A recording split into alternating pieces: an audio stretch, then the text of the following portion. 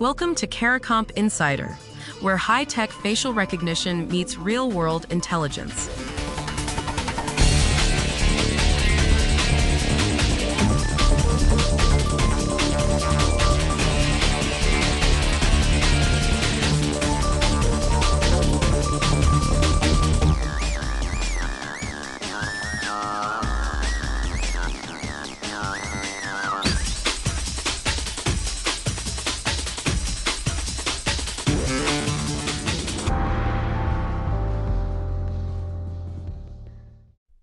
A scammer needs 3 seconds of someone's voice to clone it with 85% accuracy.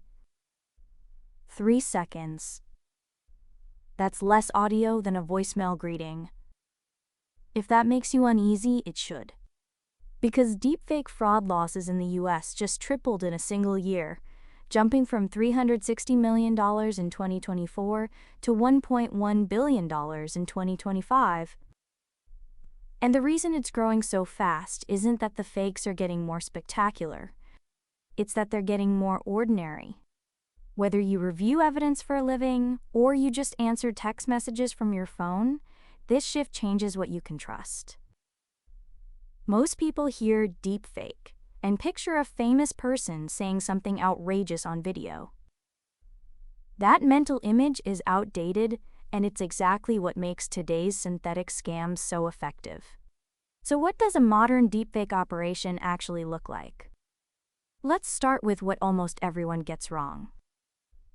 People believe a deepfake is a single, polished fake video, usually of a celebrity or a politician. And that belief makes total sense. Deepfakes entered the public conversation through headline-grabbing stunts, a fake Brad Pitt romance scam, a bogus Al Roker health endorsement. Those stories are vivid and memorable, so they became the definition in most people's minds. But that definition is dangerously narrow now.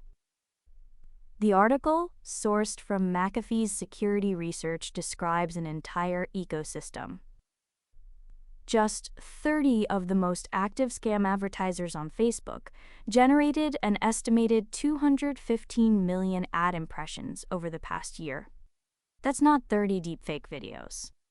That's 30 accounts pumping out fake court-styled text messages, AI-generated government benefit ads, forged official documents, and cloned voices, all woven together. The deepfake video is just one thread in a much larger fabric. For someone investigating fraud, that means a single case now requires screening for synthetic signals across text, audio, video, and documents simultaneously. For the rest of us, it means the next suspicious text you get might look completely routine, and that's by design. The article uses an analogy that really lands. Deepfakes are to video evidence what counterfeit bills are to cash. A counterfeiter doesn't make every bill in circulation fake. That would get caught immediately.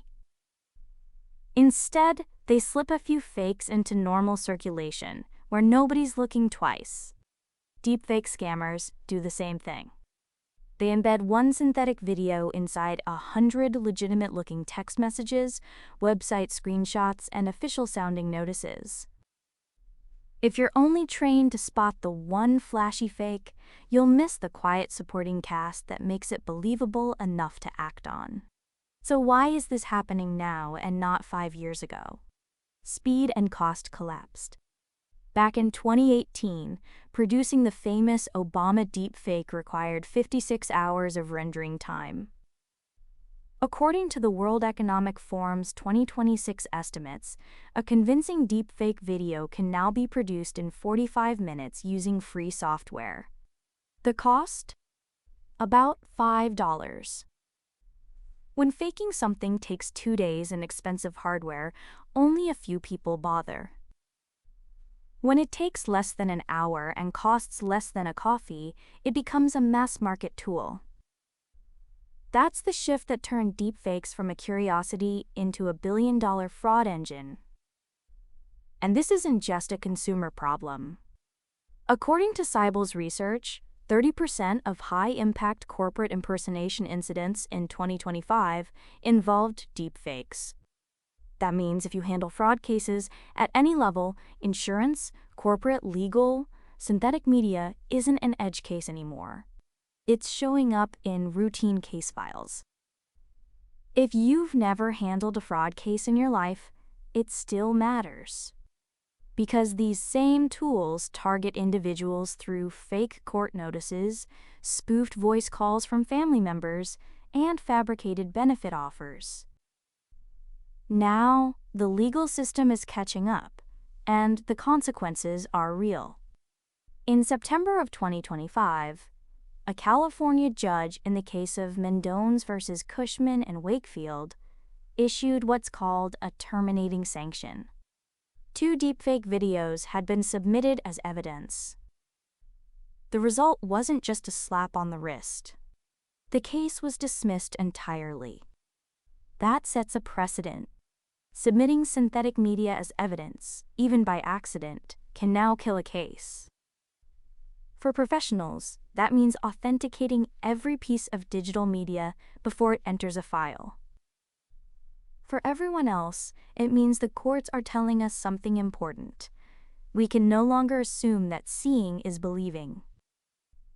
And how confident are people at catching fakes on their own? Not very. Only 29% of people say they feel confident identifying a deepfake. Another 21% openly admit they have low confidence. That leaves roughly half the population in a gap, unsure whether what they're seeing is real. That's not a personal failing. It's a structural mismatch between what human eyes can detect and what AI can now produce. The real danger of deepfakes isn't the one spectacular fake you might spot. It's the unremarkable synthetic message that looks normal enough to skip review entirely. $5, 45 minutes, and it blends right into a pile of legitimate documents. So here's what to carry with you. Deepfakes aren't rare, expensive stunts anymore. They're cheap, fast, and designed to look boring. They don't work alone. They hide inside ecosystems of real-looking texts, ads, and documents. And the only defense is treating every piece of digital media as unverified until proven otherwise. Whether you investigate cases for a living or you're just trying to protect your family from the next convincing scam text, the old rule was, believe it when you see it.